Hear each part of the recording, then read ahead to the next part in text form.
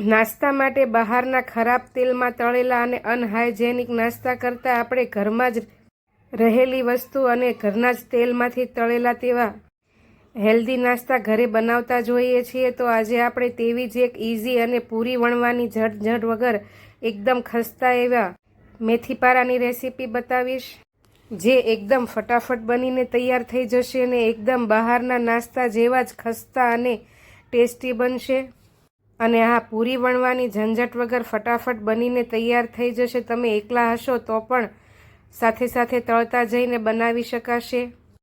Hello friends, સ્વાગત છે તમારું મારા કિચનમાં. જો તમે મારી ચેનલ ઉપર નવા હો, મારી વિડીયો જોતા હો તો ચેનલને સબસ્ક્રાઈબ કરવું ભૂલતા નહીં. તો ચાલો ટેસ્ટી, ક્રિસ્પી અને ખસ્તા એવા મેથીપારા બનાવવાનું ચાલુ કરીએ. તેના માટે આપણે તડકા પેનમાં મેં અહીં 2 ચમચી તેલ અને 2 ચમચી ઘી પહેલાં ગરમ કરવા માટે મૂકી દઈશું ધીમા ગેસ ઉપર. અને ત્યાં સુધીમાં આપણે એક બાઉલમાં રેગ્યુલર ઘઉંનો રોટલીનો લોટ જે આપણે ઘરમાં વાપરીએ છીએ તે 2 કપ જેટલા માપથી લઈ લઈશું. તમે ઘરમાં રહેલા વાટકાના કે બાઉલના માપથી પણ લઈ શકો. અને તેની સામે 1/4 કપ જેટલો એટલે કે ચોથા ભાગનો રેગ્યુલર રવો ઉમેરીશું. તમે ગમે તે રવો ઘરમાં રાખતા હો તે નાખી શકો. અને હવે તેમાં સ્વાદ પ્રમાણે આપણે મીઠું એડ કરીશું. જો સૂજી રવો તમારી પાસે હોય તો તમે મિક્સર ગ્રાઇન્ડરમાં થોડો એવો ક્રશ કરીને એડ કરી શકો. 1 ચમચી જેટલું આપણે તેમાં આખું જીરું એડ કરીશું. 2 ચપટી જેટલી હિંગ એડ કરીશું.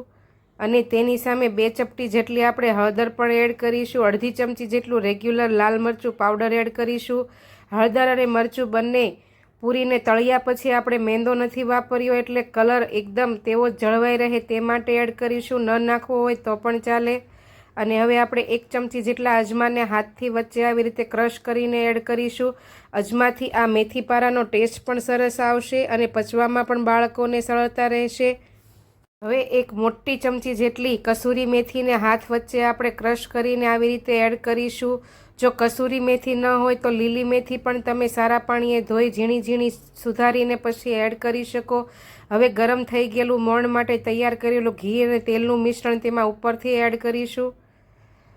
આવી રીતે મોણ નાખવાથી તમારા મેથીપારા એકદમ ખસ્તા બનશે. હવે ધીમે ધીમે હાથ વચ્ચે આ બધા મસાલાઓ લોટમાં મસળીને મિક્સ કરીશું અને લોટને સરસ એવું મોણ દઈ દઈશું. તમે જુઓ તેમ હાથથી આવી રીતે જેમ મુઠ્ઠી પડે તેવું થઈ જાય એવું ટેક્સચર જોઈએ, ક્રમ્બલી. જો તમને ઓછું લાગે તો તમે 1 ચમચી તેલ કે ઘી એડ કરી શકો. અને હવે થોડું થોડું પાણી એડ કરીને આપણે લોટ બાંધવાનો છે. અંદાજે હું તમને કહું તો છેલ્લે લગભગ 1 કપથી ઓછા પાણીમાં આ લોટ બાંધાઈ જશે. આવી રીતે થોડું થોડું પાણી એડ કરીશું અને પૂરી જેવો કઠણ લોટ બાંધીને તૈયાર કરીશું. લોટ અહીં આપણે કઠણ બાંધવાનો છે, ઢીલો નહીં. એકદમ આવી રીતે ટાઈટ ભાખરી જેવો લોટ બાંધી દઈશું, જેથી આપણા મેથીપારા એકદમ ક્રિસ્પી અને ખસ્તા બને અને લાંબા સમય સુધી સારા રહે. હવે લોટને આવી રીતે ગોળ શેપ આપીને આપણે મૂકી દેવાનો છે થોડીવાર માટે. જો તમારી પાસે સમય ન હોય તો થોડીવાર માટે વધારે મિસળીને તમે સીધા પણ વણી શકો. હવે તેને ઢાંકીને આપણે 10 મિનિટનો રેસ્ટ આપી દીધો છે. 10 મિનિટ પછી તમે જુઓ તો લોટ એકદમ સરસ એવો સેટ થઈ ગયો છે. હવે તેને આપણે 2 મિનિટ માટે હાથથી બરાબર મસળી લઈશું, જેથી લોટમાં સારી એવી કુણપ આવી જાય અને જ્યારે તેમાંથી આપણે મેથીપારા બનાવીએ ત્યારે ક્રેક ન થાય અને એકદમ બજાર જેવા જ બને.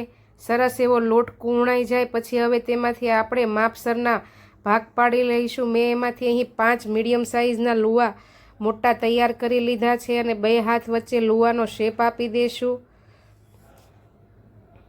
આ લુવાને આપણે પાટલી ઉપર નથી વણવાના. મોટી થાળી કે પછી કિચન પ્લેટફોર્મ ઉપર આપણે એમનેમ જ સીધા વણીશું. આપણે એમાંથી નાની નાની પૂરી નહીં પણ સીધો મોટો એવી રોટલો વણીને પછી તેમાંથી જ મેથીપારા બનાવવાના છે. એટલે આપણે મેં અહીં મોટી થાળી લીધી છે.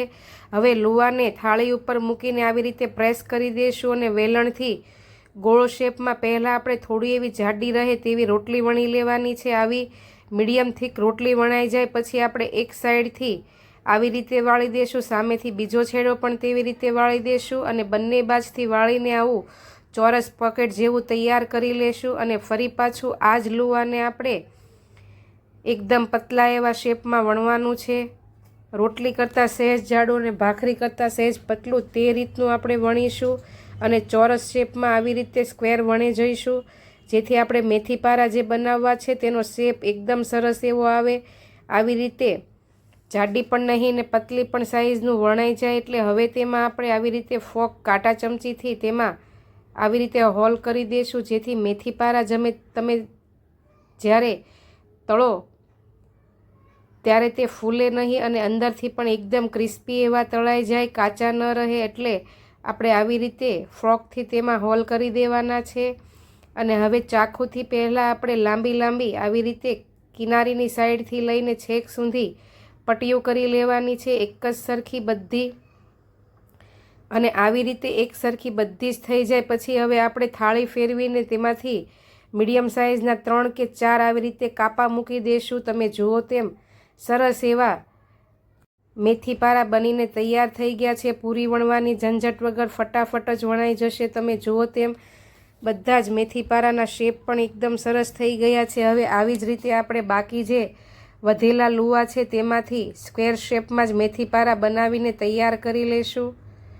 હવે આપણે તળવા માટે મીડિયમ ગેસની ફ્લેમ ઉપર જાડા તળિયાવાળા પેનને કે પછી નોનસ્ટિક પેનને મૂકીને તેમાં તળવા માટે તેલ એડ કરીશું. અને તેલ સરસ એવું ગરમ થઈ જાય, તળવા માટે તૈયાર થઈ જાય તે રીતનું ગરમ કરીશું. આવી રીતે આપણે ચેક પણ કરી લઈશું.